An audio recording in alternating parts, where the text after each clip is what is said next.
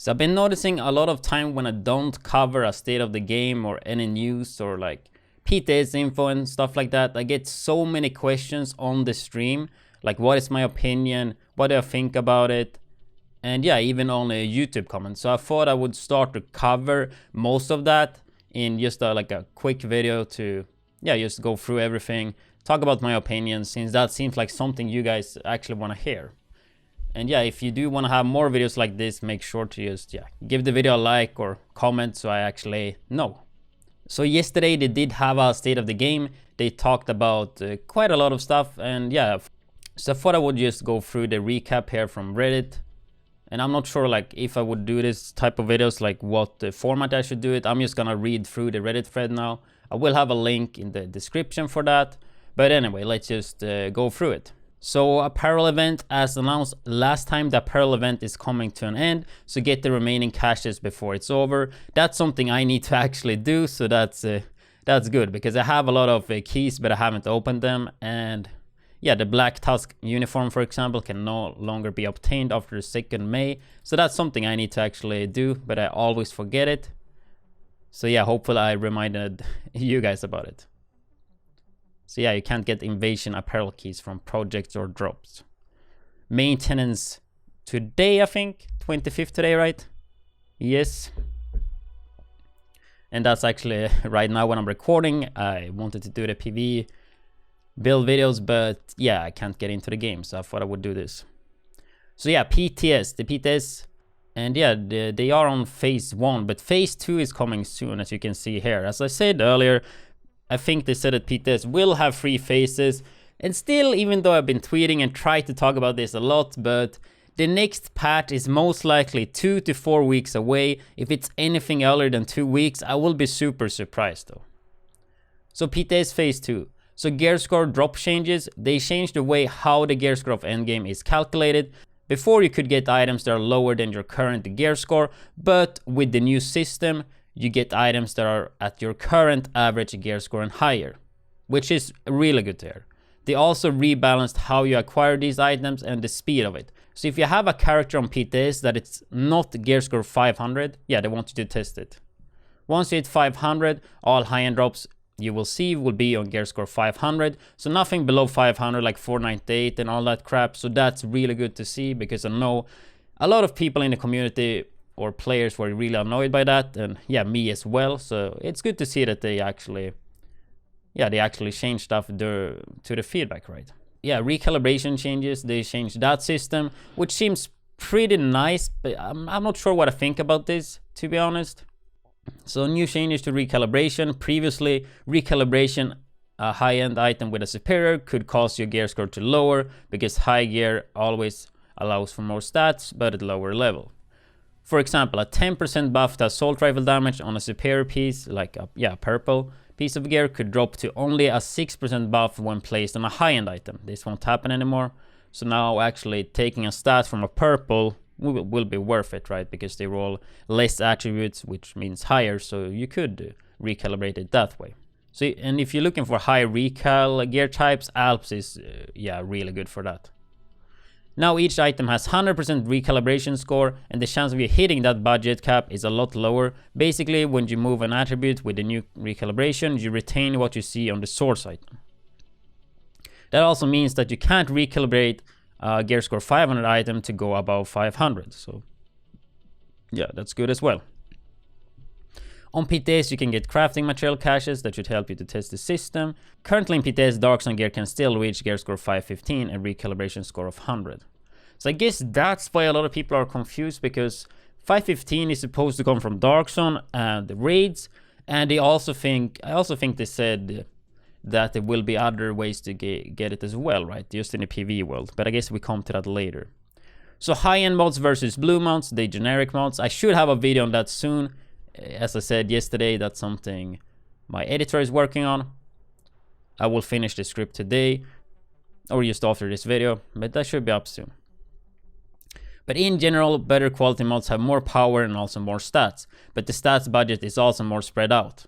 Yeah, that's why, for example, the blue mods are strong, because they have one stat which gives only specific weapon damage, while high end have like 3 different stats, and then they are a bit lower. But yeah, in general they can roll higher.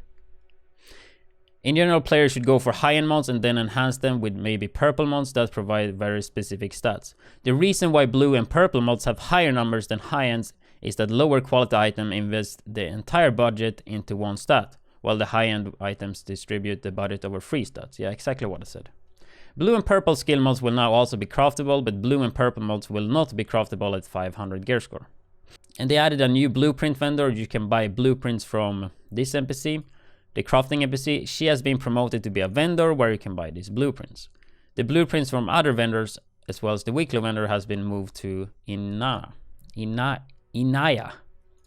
So there is a new blueprint source, which is good to hear. If you know about the blueprints, you probably grinded the control point rank 3, and you notice it stopped dropping blueprints, and then you had to do the weeklies.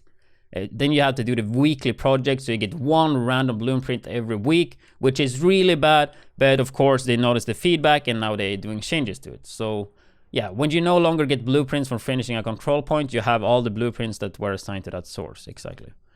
These are the main blueprint sources in the live game: control points, vendors, and projects. To improve that experience, there will now be 2 weekly blueprint projects, 1 per settlement, so in total you can earn 3 blueprints per week from those. Which is good, like 3 weeklies for 3 blueprints, that's fine, but not good enough. But of course, they have something more than that. There's also a new daily project in the base of operation where you can donate crafting materials and then you can get a blueprint from that. So overall, you will be getting up to 10 blueprints a week, 7 daily and 3 weekly. So that's really good to see. And they also have a new skill modes here, new auxiliary battery modes. Yeah, bash me for my English there, by the way. High-end skill modes have, of course, a high skill power requirement, which makes sense. But you can also fall back to lower quality skill modes that have a lower skill power requirement, which I've been doing for some builds. When you're not going specifically for a skill power build, they're introducing a new aux battery mode for specific skills, like turret aux battery, for example. Aux battery can be equipped in the skill mode slot and they provide you with skill power for that specific skill. This should allow you to get a higher skill mode in the remaining slots working. This way you are sacrificing 1 mod slot for the battery, but you can get high-end mods working that you would not been able to use otherwise. Somebody's typing on the phone. You can find the aux batteries as a drop, or you can craft them as a random skill mod. You can also get it from there. So that sounds pretty good. Once again, listening to the community, which in this case is good, not always good, but right now it seems like, yeah, so far good changes, right? So gear score 15 drops, as I said earlier, will not be exclusive to Dark Zone. There will be other sources to get them, which should be nice to hear for most people, even though I kind of knew this was the case, but I guess when they said this on State of the Game, they kind of hinted that it's raised in Dark Zone, and yeah, there's more ways in the world, right? So that's good. More ammo drops. They use normal ammo. It's been reported that there is an ammo problem in longer fights. To counter that, you will get more ammo drops from enemies when you're low on ammo. That's something I noticed when I played my FAMAS build, especially when I had it in PvE. So that's good to see in niche builds, so to say. More basic crafting materials. So the cap is 600 instead of 400.